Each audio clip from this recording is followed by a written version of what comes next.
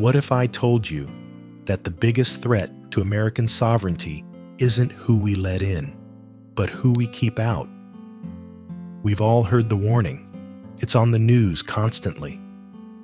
Expanding immigration will destroy American sovereignty, surrendering control to outsiders and weakening our nation. It paints a picture of America as a pie. And if we give a slice to an outsider, that's one less slice for us. Ideally, we just lock the doors, right? But here is the thing about that pie. It's a myth. Today, we are digging into the reality behind the rhetoric to answer three massive questions. Does immigration actually weaken our borders? Does it bankrupt our government? And the scariest one, does closing our doors actually make us less free? The answers are going to surprise you. Just a quick reminder, if you appreciate this in-depth content, please take a moment to like and subscribe. It helps us bring you more. Now, on with the story. Let's start with that fear of losing control. Psychologists call it zero-sum bias, the idea that for someone else to win, you have to lose. When we talk about sovereignty, we usually picture a fortress. A fortress is safe. It's isolated. It stands alone. But in 2025, power doesn't work like a fortress. It works like a network. Think about it. If you cut off all your connections to the world, are you sovereign? Or are you just lonely? The data suggests that by trying to build a fortress, we might actually be dismantling our own foundation. Let's look at the foundation of sovereignty: money. You can't be a sovereign superpower if you're broke. The myth says immigrants drain the treasury, but looking at the numbers, that is mathematically impossible.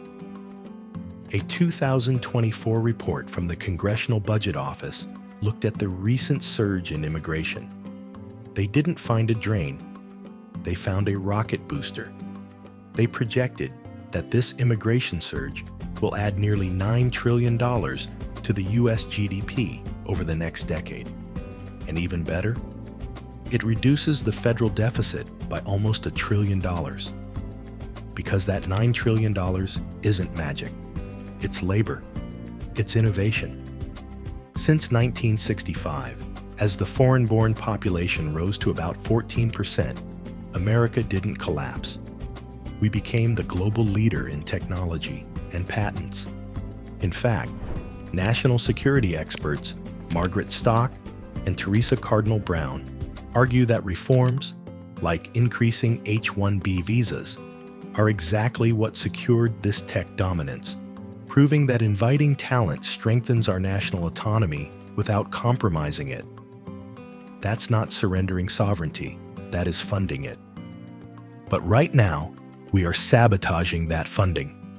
While the data shows what we gain, our current policies are forcing a massive loss, what experts call reverse brain drain. Right now, U.S. universities train the world's top talent in advanced science and engineering. But then, restrictive visa rules force us to kick them out after graduation. Think about that. We educate them, and then we ship them directly to our global rivals to build their tech sectors instead of ours. Mayor Michael Bloomberg famously called this national suicide.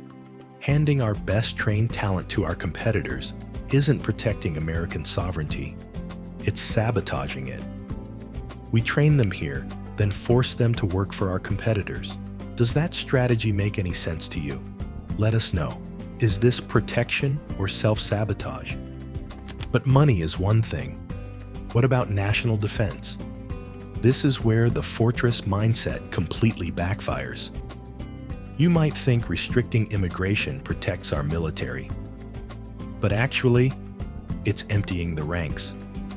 We are facing a historic demographic deficit. Put simply, we don't have enough young people to fill the jobs we need to stay safe. Experts at the Council on National Security and Immigration warn that the U.S. military is missing recruiting goals. We have critical shortages in medical fields, languages, and STEM roles that native-born recruits aren't filling fast enough. The reality? We need qualified immigrants, swearing oaths to defend the Constitution, just to keep the Army fully staffed.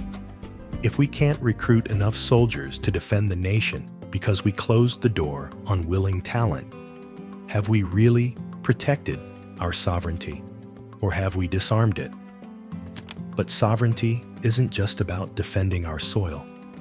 It's about our standing in the world.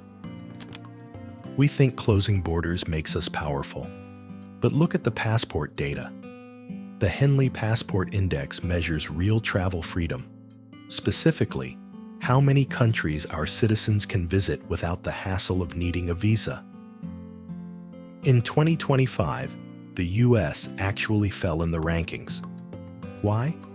Because when we close our doors to the world closes its doors to us.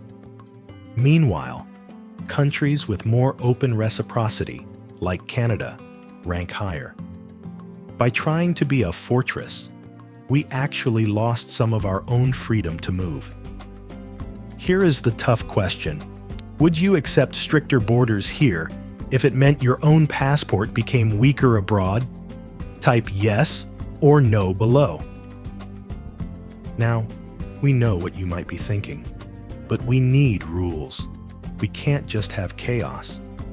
You are absolutely right, but expanding immigration does not mean ending vetting. In fact, true sovereignty is about capacity. It's about having the resources to check people properly. Today, over 99% of visa applicants undergo massive biometric and biographical checks. And that scrutiny has teeth. For example, on specific categories like student visas, rejection rates hit a record 41% in 2024. This proves we aren't just letting everyone in. We have the capacity to filter, to check, and to say no. And because we have that control, we don't need to operate out of fear. We have the security infrastructure to confidently invite the talent and manpower that keeps us on top. So, let's answer the big question. Does expanding immigration destroy American sovereignty? The verdict? That is completely false. Expanding immigration funds our government, it staffs our military, and it expands our freedom. Sovereignty isn't about hiding behind a wall.